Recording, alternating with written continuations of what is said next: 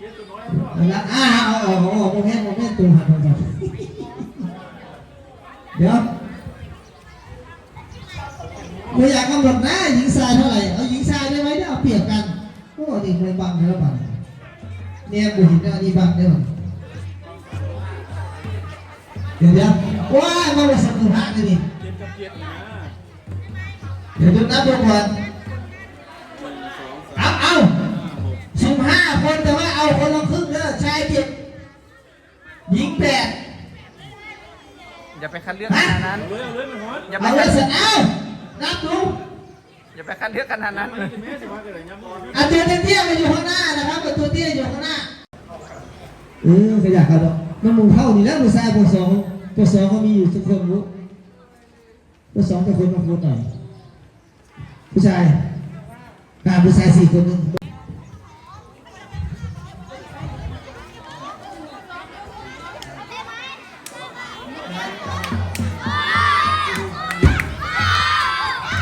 โอ้ยสีเขียวตัวกระดมกระดาษสู้นะการแบ่งสีจับสลากกับสีม่วงได้ที่ภูเขาเลย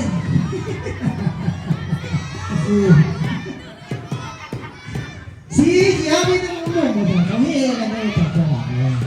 ครับขอเสียงน้องวินนะครับ1 2 3เอาละครับอย่าไปมาเขียวนิดเขียวหน่อยม่วงเขียว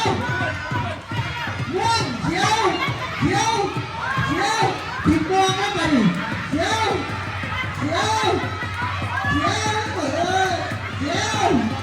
ผิดมองแล้วเอามองออกเลยเขียวผิดได้นายเตโชเอาประตูอะไรเตโชอีกคนเอาประตูออกเรียกเอาไปเลยเดี๋ยวก่อนเอาเขียวไปแล้วเขียวเอาประตูออกเลยสิงโตเตโชเอาประตูออกไปข้างหลังยกไปรถไปข้างนู่นยกไปหาต้นบีมจับขึ้นมาอีกมันติดประตูเส้นอะไรโอเคย้ายเดือนโอ้ยสีเขียวตอนนั้นจะได้เปียกอยู่ได้หายน้ำย่อต้องสุดท้ายไปเลยดึงสีม่วงคือมีเต็มเลยว่าคุณจะใส่จัดยังไงท่านบ่าวคุณจับสลากอะไรสีอะไรคนตัวเท่ากันแล้วจับสลากอะไรอู่ส้มก่อนแล้วครับนี่